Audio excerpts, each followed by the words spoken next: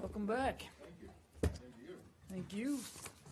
Guys, I'm going to have to be a little quick today because we have, I think you know, a state lunch here with Prime Minister Lee. So we're going to try to get done here by about 1 if possible.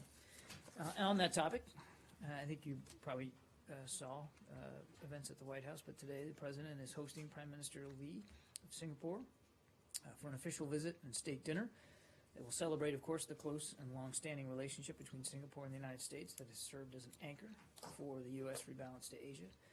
Marking the 50th anniversary of diplomatic relations, the President and the Prime Minister will highlight the enduring principles that have inspired the tremendous growth in our cooperation. And, of course, as partners in the Trans-Pacific Partnership and the Counter-ISIL Coalition and the Paris Climate Agreement, the two leaders will discuss how our relationship can continue to address international challenges and advance a rules-based order in the Asia-Pacific region. And I think you know we're co-hosting a state lunch here at the State Department in just less than an hour from now.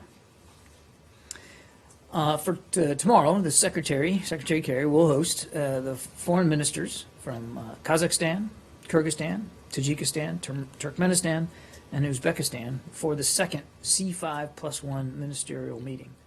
We welcome the Central Asian delegations to Washington and congratulate the 5 states as they approach their 25th anniversaries of independence. The group will be continuing the talks they began in Samarkand last November during Secretary Kerry's historic trip to Central Asia, and they will focus on issues of economic connectivity, regional security, environment and climate change, and of course humanitarian issues. Finally, just a programming note, the Secretary will be traveling to Buenos Aires, Argentina, beginning tomorrow and through Thursday. In Argentina, he will meet with Argentine President Mauricio Macri to discuss cooperation on regional and global issues. He and the Foreign Minister Malcorra, will launch the U.S.-Argentina high-level dialogue to address pressing global challenges, including bilateral, regional, multilateral, and economic issues. While there, he's also going to meet with the Argentine-American Chamber of Commerce to discuss U.S.-Argentine commercial engagement and trade. There may be another stop on this trip, and I suspect we won't have more on that until a little bit later today. With that, Matt. Right. I don't have anything huge, but I just wanted to run. Have you seen, or are you aware of the latest comments that the Supreme Leader of Iran has made about the nuclear deal and the fact that the United States has not lived up to its end of the deal, which is not a new complaint, but what he said that is new is basically that you guys can't be trusted on anything now. What do you make anything of that? I've seen the comments, and as we've said before, we're not going to respond to every bit of rhetoric out of Iran on the JCPOA. That said, we still assess that they're meeting their obligations under the JCPOA, and we're meeting ours. And it's our intention to continue to meet our obligations and our commitments under the JCPOA because we believe it's that important, because we believe it can have a stabilizing influence on the region and indeed on the world. And so where the Secretary's focus is on doing just that, making sure that we stay in compliance and, of course, to watch as Iran continues to meet its commitments. Okay. And then specifically on... And by the way, I think you said something about not trusting us, right? Yeah. Yeah, again, this has never been about trust. It's been about verification and a very strict regimen of being able to verify their compliance. So with all due respect to the Supreme Leader's comments, nothing about the deal has ever been based just on trust. With all due respect toward the Supreme Leader's comments? To his comments. Not to him. To his comments. To his comments on them. But just then on that point, though, I think what from his perspective or from the Iranian perspective, they're saying that we only negotiated on the nuclear deal and we're not going to be involved in anything else because you can't be trusted, as you've proven allegedly on the nuclear deal, and yet you continue to, the Secretary continues to try to bring Iran into the Syria conversation, or have brought them in and continue to. So with that will continue. You don't see any reason to stop. Well, I know of no changes in Iranian plans with respect to the International Syria Support Group. They are a member. It's our expectation that they'll remain a member and remain part of that conversation on Syria, but obviously that's a sovereign decision that they would have to make. I'm not aware of any changes. Okay, and then my last one is more specifically toward the Iran deal itself. Have you seen the new calculations from the good ISIS, as it is known, David Albright's group, ISIS? Oh, no. That based on the Iran's long-term R&D, the document that they submitted to the IAEA, they have calculated that, unlike a calculation that the AP made, that the breakout time after year 13 would not be 6 months, but would rather be 4 months. Have you seen that? And if you have, do you have any comment on what you think about it? I've not seen it, Matt. As far as I know, nothing has changed about our own assessments and the assessments made by the P5 plus one in the negotiations about breakout time.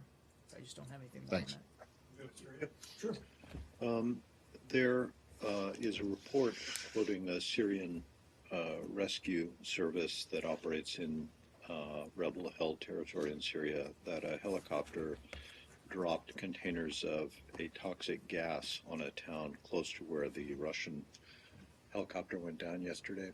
Do you have any clarity on what may have happened there, whether a toxic chemical was used, and if so, whether it might be a substance banned under the Chemical Weapons Convention? We've seen reports as well, Arshad, and I'm not in a position to confirm the veracity of them. Obviously, we're looking into it as best we can with partners in the region. And certainly, if it's true, and again, I'm not saying it is, but if it's true, it would be extremely serious.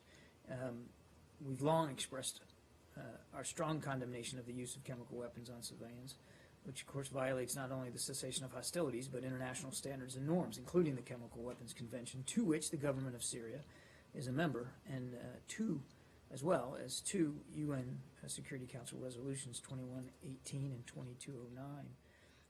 So again, not in a position to confirm. We're taking it seriously. We're looking into it, and we'll see. Now, as you also, I think, know from prior reports of the potential use of and I know you're not saying this was chlorine, neither am I, but you know the alleged use of chlorine. The OPCW has the monitoring the responsibility for that, and those investigations can take quite some time to try to actually determine what happened. But obviously, it's a serious report, and we're certainly concerned about it. Chlorine, of course, is not a banned substance. It's not, but if it as a substance, it's not because it has industrial purposes. But if it's used as a weapon, it still is considered a violation. John, could I just follow up on this? Now you're saying, if true, the civil defense forces or the white helmets, as they are known, and first of all, is the United States in any way involved in training them, financing them, funding them, or anything like this? Funding these groups, this group, the civil defense forces. I'm not aware of any. You're not aware. I'm not aware of any connection. How will you know whether it is true or not? I mean, do you ask these groups to submit evidence? As I said before, the Organization for the Prohibition of Chemical Weapons, OPCW, has a fact-finding mission, and it's their job to investigate all credible allegations of the use of chemical weapons in Syria. If the mission determines that a specific incident in Syria involved or likely involved the use of chemicals as weapons, then the incident will be I'm sorry, I was trying to go too fast. The incident will be referred to the OPCW UN Joint Investigative Mechanism, which is established under Security Council Resolution 2235 to identify those that were involved for further investigation. So there's a process here. OPCW owns that process. The Secretary's statement yesterday, when he called on the Russians and the Syrians to stop their offensive or bombardment and so on, and in turn the United States will also lead or call on the opposition groups to stop whatever activity they do. How will you influence these opposition groups? They keep, morphing into something else every other day, and they take on different identities. How are you going to basically influence them? We have been in touch with opposition groups from the onset, and what the secretary was referring to yesterday was his intention to make sure that we maintain that contact going forward. And I mean, he was referring simply to the fact that we know we have a responsibility on groups we influence. We want other nations who have influence on other opposition groups to use that appropriately as well, to try to get the cessation of hostilities to actually be stable and to be enforced. But the Russians too have an obligation, and he's been very clear about their obligations here, not just as co-chairs of the task force, not just as co-leads of the ISSG, but because they have a unique relationship with the regime in Syria.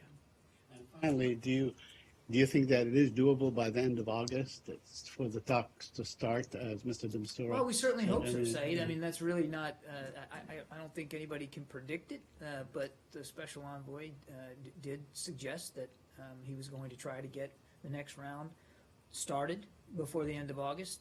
The secretary supports that goal and that effort, and that's why, I think back to what he said yesterday, we have teams that are working so hard, a U.S. team and a Russia team working so hard right now to try to get the technicalities worked out of these proposals to better enforce the cessation of hostilities, because we both know that was a big reason why the previous 3 rounds didn't work, because the cessation was not being observed. Okay. John, Turkey? Wait, can I just stand this? So really, after everyone was under the impression that after the August 1st, if there wasn't a transition process in place, or at least talks going on, that there was going to be some kind of a change in strategy, change in how you approach this. Clearly, that doesn't seem to be the case. Is that right? I don't know. I think some people, I've seen some reporting on this that would suggest that there was some sort of gauntlet thrown down about August 1st, and that's just not the case. It was not a deadline. It was a target date. It wasn't just the United States. The Russians also, when that date was rolled out as a target date, it was in Moscow, and the secretary was standing next to Foreign Minister Lavrov, who also agreed that the 1st of August was a good date to be looking at. Not just, and it didn't just pull it out of thin air. It was, if you look at the timeline of the process that was codified in the UN Security Council resolution, it would lead you to say that August was the time frame when a framework for a transitioning governing body was to be established. And now I'm getting there. Hang on a second. This is all important pretext. But you said you want to be done by 1. well, I do. I can get this. I can get this answer done by 1. I promise you. You said that the August 1 date didn't appear it just didn't come out of thin air, but it appears to have gone into thin air now. It certainly does, John. Matt, I mean, look, we got. Right. Okay. We have the potential of a resumption of political talks here in August. We have 2 teams that are working very, very hard between the United States and Russia to try to get some of these technicalities worked out. What the secretary said then and what he said again yesterday was, in essence, our patience is not infinite. And we have, in the past, thought through alternatives to this preferred diplomatic approach, and we will continue as a government to continue to look at alternatives and options. But if you're asking, has, as of today, August 2nd, the strategy changed? The answer is no.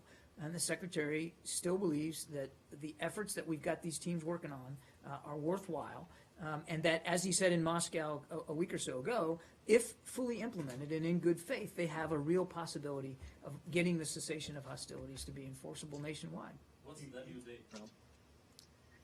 What's the new date? Any other date? I don't have a new date for you. And again, August 1st was a target. It wasn't a deadline. What's the new target? I'm not going to throw out a new target. The secretary said yesterday, we're working hard on this with the Russians. We're mindful of the failures of the past to see the cessation of hostilities be enforced. And we're certainly mindful, as we work on this, of Special Envoy de Mistura's goal of trying to get the talks resumed in the end of August. So we're going to keep working at it, and we'll see where it goes.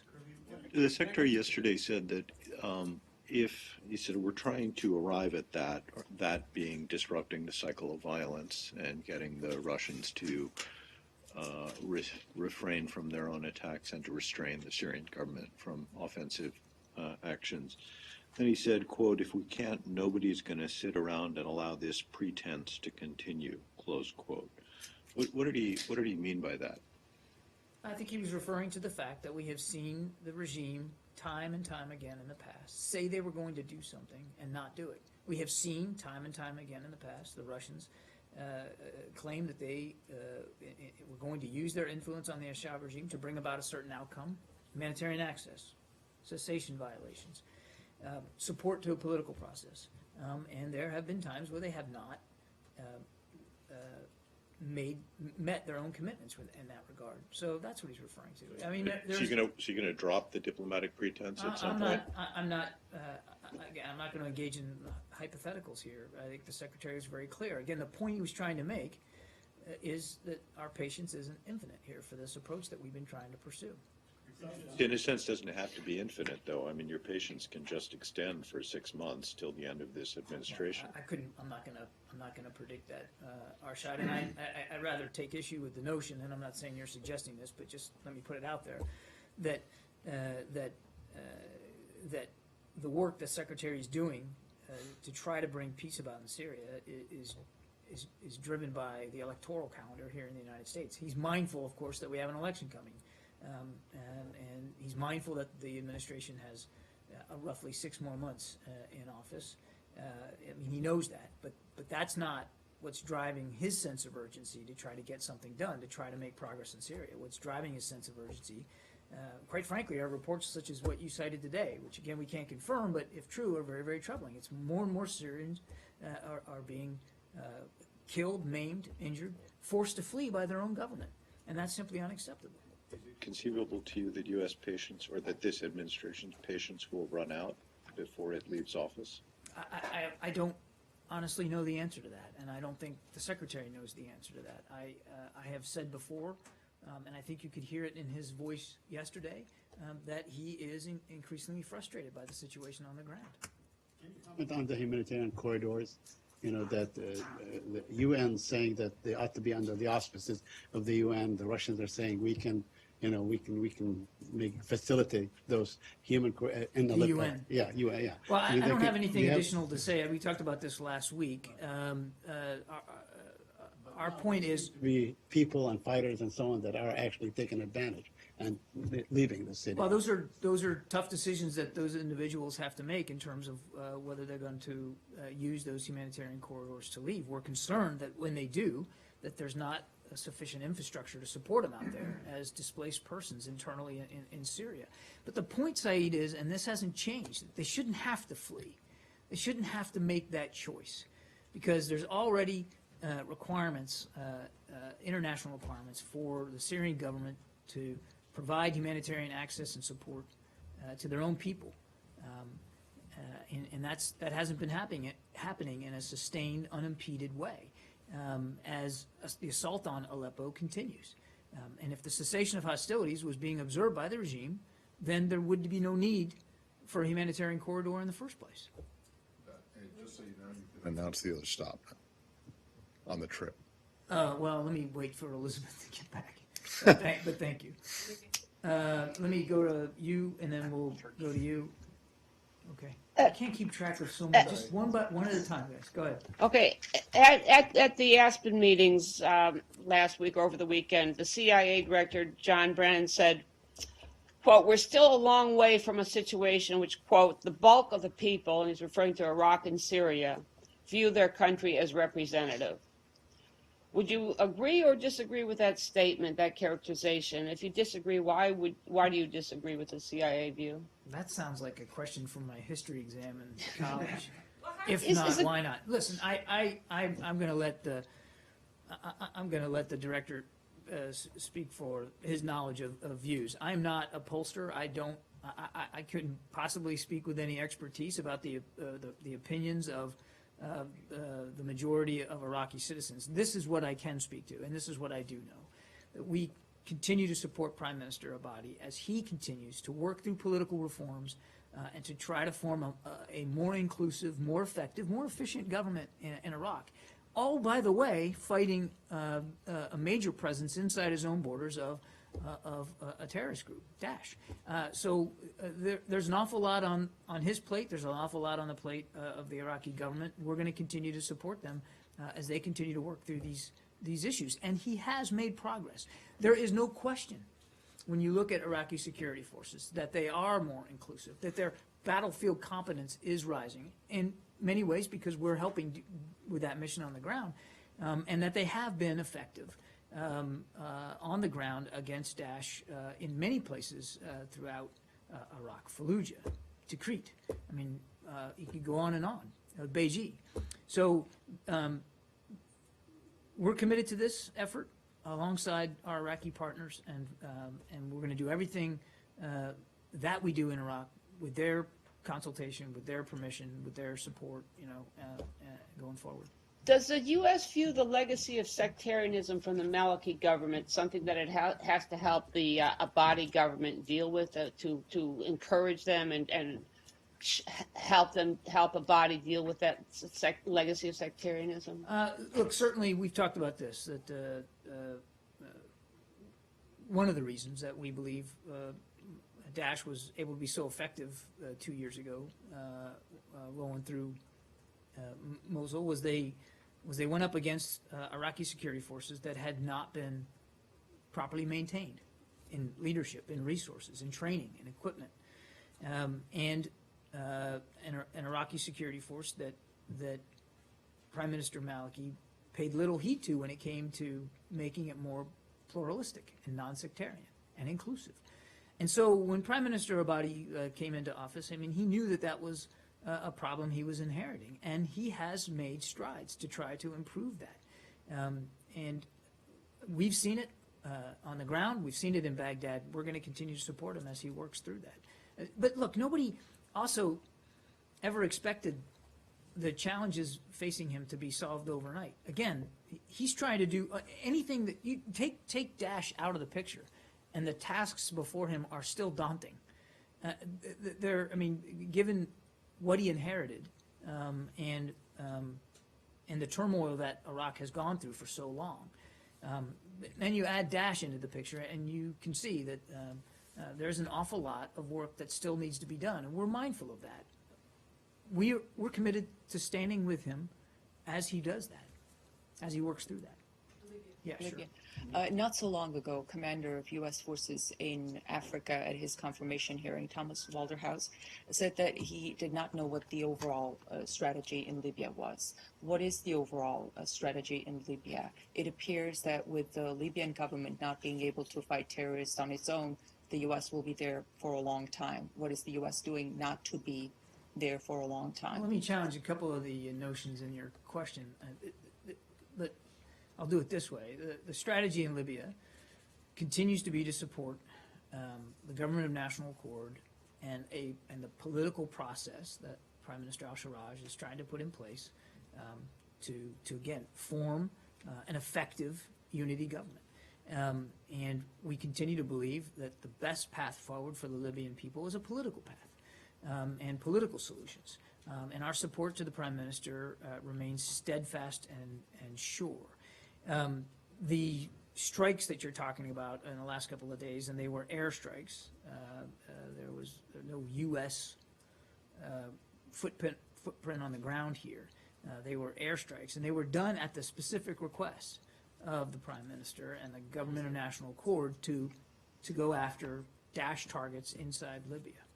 The overall strategy is to support the GNA moving Correct. forward. Well, the GNA has been having a very difficult time unifying the country. There's this parallel government in Tobruk, and just a few days ago, the parliament in Tobruk refused to hold a vote of confidence in the GNA. So at a time when the GNA is having a difficult time unifying the country, do you think UN backing and now U.S. military support could give a green light to give a sort of a signal to the GNA to crack down on parts of the country that won't go along with it? Well, we're not interested in seeing a crackdown, to use your phrase. We're interested in seeing the GNA succeed, and we're going to support the Prime Minister in his efforts to do just that. And to the other But it parties, may to happen. the other parties that you're talking about, we continue to call on them to support the GNA.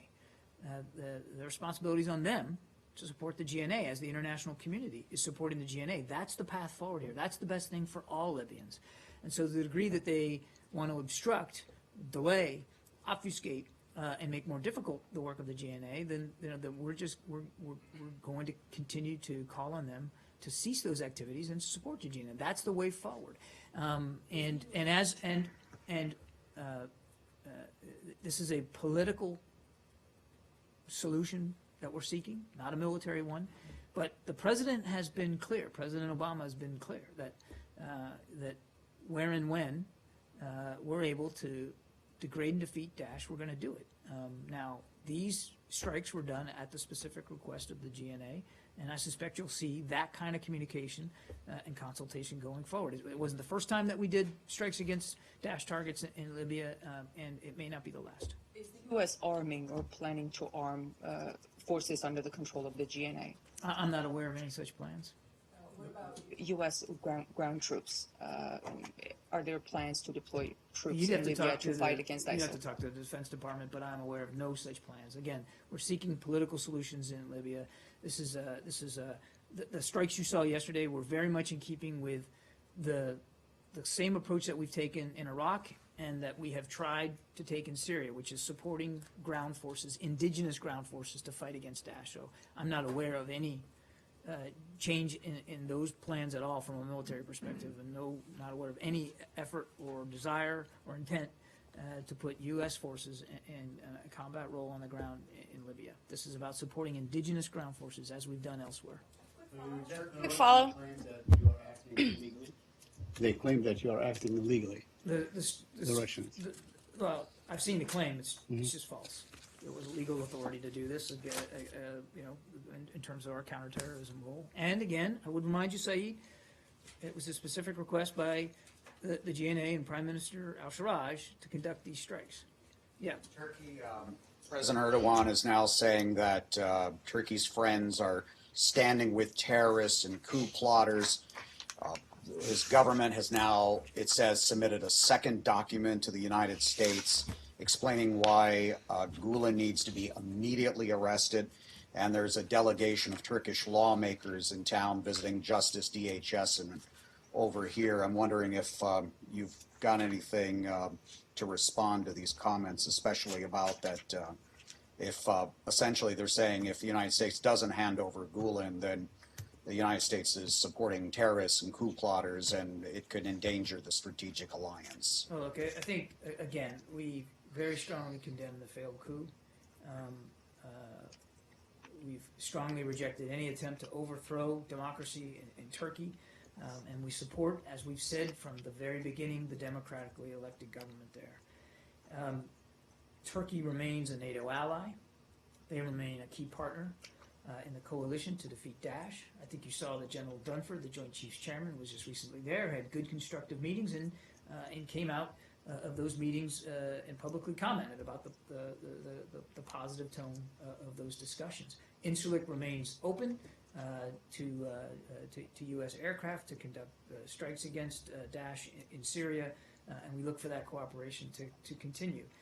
We're mindful that this was a serious coup attempt, and that Turkey has put in place measures to investigate and to try to bring those responsible to account. All along, from the very beginning, we've also urged and encouraged our friend Turkey, as they do this, to observe rule of law and to preserve confidence in their own democratic institutions, and we're going to stay committed to that partnership going forward. So I've seen lots of comments out there, and again, just like before, I'm not going to respond to every bit of rhetoric, but again, I can assure you that Turkey has no better friend than the United States. We want to see Turkey emerge from this strong and democratic and sure-footed. Right, you mentioned General Dunford's visit and his comments and his message to the Turkish officials that he spoke with. And you talked about how he spoke of a positive tone of these discussions. And yet, less than a day afterwards, the president of the country, not the Turkish Joint Chiefs Chairman, not the Turkish Prime Minister, but the president of the country, the commander-in-chief, makes these comments. Does that not dishearten you at all?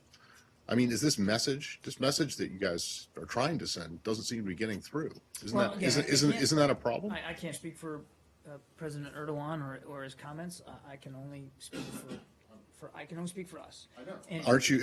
And my question is, what are you not? Does this not dishearten you? Does it not make you annoy you or bother you that your good friend, allied, democratically elected President Erdogan, that send your Joint Chiefs, chairman of your Joint Chiefs of Staff over there to make nice with his people and to explain your position, and yet the next day he comes out and trashes you again?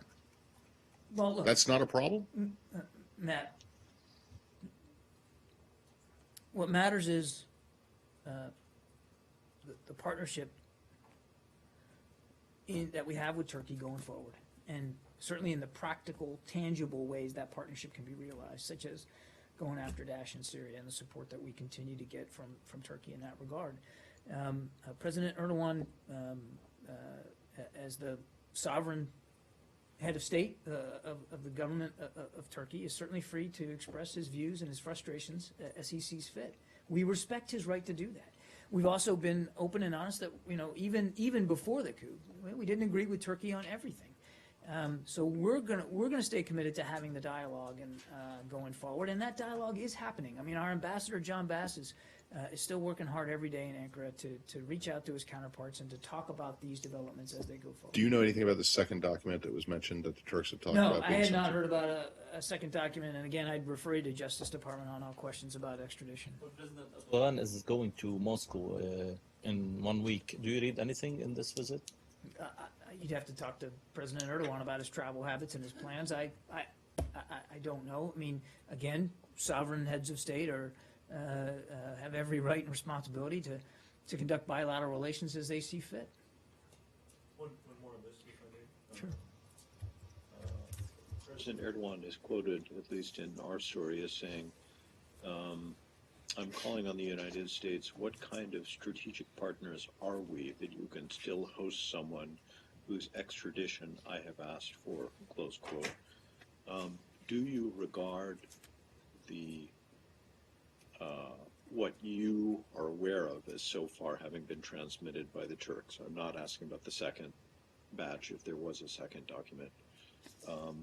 Do you regard that as an extradition request? As I understand it, and now I'm getting into an area really that it's not for the State Department to comment on, so I'm going to obviously refer you to Justice. But as I understand it, they are in receipt of documents. I do not know how many. I do not know in what number of batches they've come in, nor do I know the content. And as I understand it, they are still analyzing those documents, and I don't believe that a judgment is made one way or the other yet in terms of whether it's formal extradition. I do want to make 2 points there.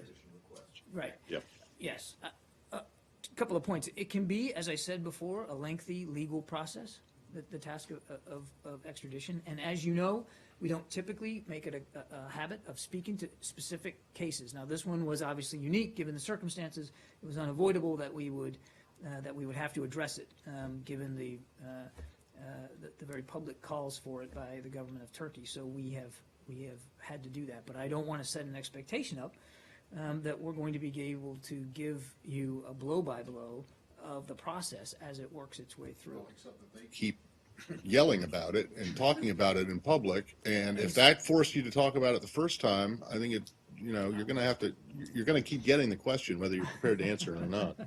No, Anyone I'm else fully is- prepared. Look, I know I'm going to continue to get the question, but again, it's a process that we're going to try to preserve the sanctity of it. And while I understand that that is going to keep coming up here. I just want to set the expectations as low as possible, that I'm going to be able to provide a very detailed rundown every single day of the progress of it. Succeeded. Very quick Yeah, you're question. going to have to be real quick. 'Cause I- Very quick. Today also President Erdogan said there has not been a single Western officials visited me after General Danford. I was wondering if you have any visitors going to Turkey from U.S. government anytime I soon. don't have any other travel to speak to other than the chairman's trip. I'm not aware. Second very quick question is that it has been almost 3 weeks since the coup attempt, and you said that you wanted Turkey to observe the rule of law. Do you think so far Turkey's action is not? I've also said I'm not going to characterize every action that they take. I'm not going to start doing that today.